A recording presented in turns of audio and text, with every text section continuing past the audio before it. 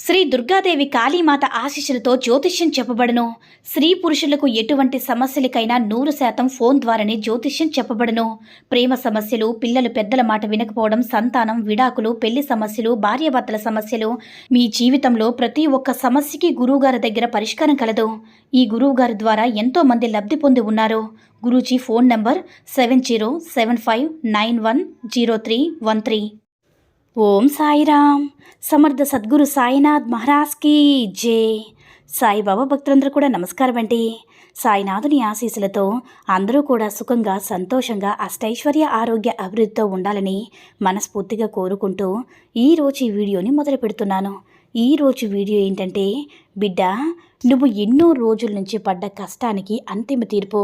నీ సాయిని తండ్రిగా భావిస్తే ఒక్క నిమిషం విను బిడ్డ, ఆనందిస్తావు అని మన బాబాగారైతే ఈరోజు మనకి చాలా అద్భుతమైనటువంటి సందేశాన్ని అయితే అందించారండి.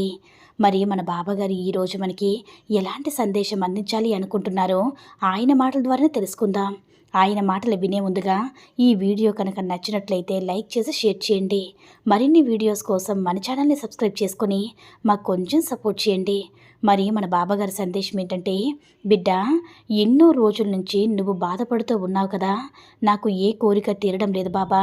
నేను ఎప్పుడు కూడా నీ సందేశాలను వింటూ ఉంటున్నాను, కానీ నా అనుకున్న వారి నన్ను మోసం చేసి వెళ్ళిపోతున్నారు. ఇక మీరు చెప్పిన సందేశాలు పూర్తిగా విన్నా సరే నాకు ఎలాంటి ప్రయోజనం లభించడం లేదు తండ్రి. నేను ఎంతో మనోవేదనకి గురి అవుతున్నాను. నాకంటూ ఒక్కరు కూడా లేరు. ఎంతోమంది నా చుట్టూ ఉన్నారు. నా బంధువులు, నా స్నేహితులు ఎంతోమంది ఉన్నా సరే నాకు ఒంటరితనమే ఎప్పుడు కూడా కనిపిస్తూ ఉంటుంది. నేను ఎప్పుడు కూడా ఒంటరిగా ఉన్నాను అనే భావన ఏర్పడుతుంది బాబా. అసలు నేను ఎందుకు ఇలా బ్రతుకుతున్నాననే ఆలోచన నాలో నాకే కలవరి పెడుతుంది. అసలు నేను ఎందుకు ఇలా బ్రతకాలి అనే ఆలోచన ద్వారానే నేను అలవర్చుకుంటున్నాను. ఎందుకు నాకు ఇలాంటి సమస్యలు, బాధ ప్రతిరోజు కూడా నన్ను వేడుకుంటూనే ఉంటున్నాను తండ్రి. ఎప్పుడు కూడా నాకు ఈ సమస్యలన్నిటికీ కూడా పరిష్కారం లభించాలని నీ నుంచి ఇప్పుడు కోరుకుంటూనే ఉంటున్నాను తండ్రి. మిమ్మల్ని ఏదో అడగడానికి కూడా ఎప్పుడు కూడా వెనుకాడుతూ ఉన్నాను. మిమ్మల్ని అడిగితేనే నా జీవితం ఏంటో నాకు తెలుస్తుంది కదా అనే ఆశతోనే ప్రతిదీ కూడా మీతో చెప్పుకుంటున్నాను బాబా. ఈరోజు ఎప్పుడు కూడా నిన్ను మర్చిపోలేని రోజుగా, ఈ గురువారం రోజు ఎప్పుడు నేను గుడికి వెళ్తున్నాను కదా, కల్లో ఎప్పుడు కూడా నేను ఈ ప్రశ్నలన్నిటికీ కూడా సమాధానం దొరుకుతుందని వేచి చూస్తూ ఉంటాను. మీరు నిజంగా నాకు సమాధానం ఇస్తారని నాకు తెలుసు తండ్రి. నా ప్రశ్నలన్నిటికీ కూడా సమాధానం తప్పకుండా నాకు మీ నుంచి లభిస్తుందని కూడా ఎన్నో రకాల కళ్ళకంటూనే ఉంటాను. నువ్వు కోల్పోయిన జీవితాన్ని నేను తప్పకుండా ఇస్తాను తల్లి. కానీ ఈరోజు మీ బాబా మరలా నీకు తిరిగి ఇచ్చి పవిత్రమైనటువంటి రోజున నీకు బహుమతిగా అందిస్తాను తల్లి. నీ జీవితంలో ఇక నుంచి నువ్వు ఎన్నో కోరికలు కోరావు కదా, అన్ని రకాలుగా కూడా ప్రసాదిస్తాను. దాని అర్థం ఏంటంటే, ఇక నుంచైనా సరే నువ్వు జాగ్రత్తగా నేను ఇచ్చేటటువంటి వరాన్ని కాపాడుకొని అర్థం తల్లి. ఇప్పుడు పూర్తిగా తెలిసి వచ్చింది కదా, ఏ బంధమైనా, సమయమైనా, వస్తువైనా, ఏదైనా సరే మన నుంచి ఒకసారి దూరమైందంటే అది మనల్ని వెతుక్కుంటూ వచ్చేంత వరకు మనం వేచి చూడాలి. అలా కాదని మనమే దాని వెంట తాపత్రయపడుతూ పరిగెట్టుకుంటూ పోతే అది ఎన్నటికీ దక్కదు బిడ్డ. ఈ రోజుల్లో నిరాశ చెందుతూ అనవసరంగా నువ్వు బాధపడుతూ ఉన్నావు. ఆ రోజు అలా చేసి ఉంటే బాగుండేది, ఈ రోజు ఇలా చేసి ఉంటే నాకు మంచి జరిగేదేమో, ఇలా చేయకుండా ఉండుంటే ఈరోజు ఆ బంధంతో ఎంతో సంతోషంగా ఉండేవాళ్ళం కదని మనసుతో ఎన్నో రోజులు నీలో నువ్వే కుమిలిపోతూ ఉండవచ్చు.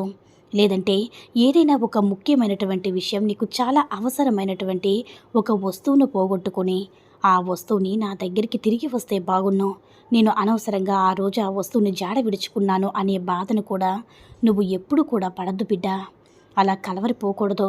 అయ్యో, అలా చేస్తే బాగుండేది కదా, ఇలా చేస్తే బాగుండేదేమో అని దాని గురించి నువ్వు ఆ వస్తువు గురించి అయితే ఎదురు చూస్తూ బాధపడుతూ ఉంటావు కదా.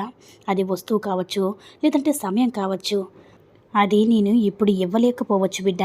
ఏదైనా సరే వస్తువునైతే, నీ బంధాన్ని అయితే పోగొట్టుకున్నావో, బాధతో బాధపడుతూ ఉన్నావో, ఇప్పటిదాకా వాటిని తప్పకుండా నీకు సమాధానం అనేది దొరుకుతుంది. ఎందుకంటే నీకు ఎన్నోసార్లు చెప్పాను కదా, మళ్ళా ఇప్పుడు చెప్తూనే ఉన్నాను. ఇప్పుడు కూడా మీ ఇంట్లోకి ఒక అదృష్ట దేవత తప్పకుండా అడుగు పెట్టబోతుంది. నీకు లక్ష్మీ కటాక్షం కలగబోతుందమ్మా. ఎప్పుడు ఒక శక్తి అడుగు పెట్టబోతుంది. ఆ దేవతా శక్తి అడుగుతో నీ జీవితం అనేది మారిపోబోతుందమ్మా. అది లక్ష్మీదేవి కాబట్టి తప్పకుండా నీకు లక్ష్మీ అమ్మవారి యొక్క ఆశీర్వాదం అనేది చేకూరి మీ ఇంట్లో డబ్బుల వర్షం కురిపిస్తాను. ఆ దేవతా శక్తి మరెవరూ కాదు. లక్ష్మీదేవికి ఎప్పుడైనా సరే ఏ పనైనా సరే సమయం మాత్రమే చేసుకోవాలి. ఒకసారి సమయం దాటిపోతే మరలా మరలా అది ఆ సమయానికి చేరాలనుకున్నా సరే ఆ పని ఎప్పటికీ కూడా చేయలేం కాబట్టి ఏదైనా సరే సమయానికి కట్టుబడి ఉండాలి. ప్రతి పని కూడా సమయానికి తగిన విధంగా ముందే చేసుకోవాలి. అలాగే మన పనిలో విజయం అయ్యామా లేదని తర్వాత విషయం. మనం చేసుకుంటున్నామా, చేసుకుని ముందుకు వెళ్తున్నామా లేదనేది మాత్రం గుర్తు చేసుకోవాలి తల్లి. సమయాన్ని మనం ఖచ్చితంగా పనిచేసి తీరాలి. సమయం చాలా విలువైనదమ్మా. ఏ పనైనా సరే జాగ్రత్తగా సమయం ప్రకారం నిన్ను వెతుక్కుంటూ వచ్చిన దాని గురించి విడిచిపెట్టి వెళ్ళొద్దమ్మా.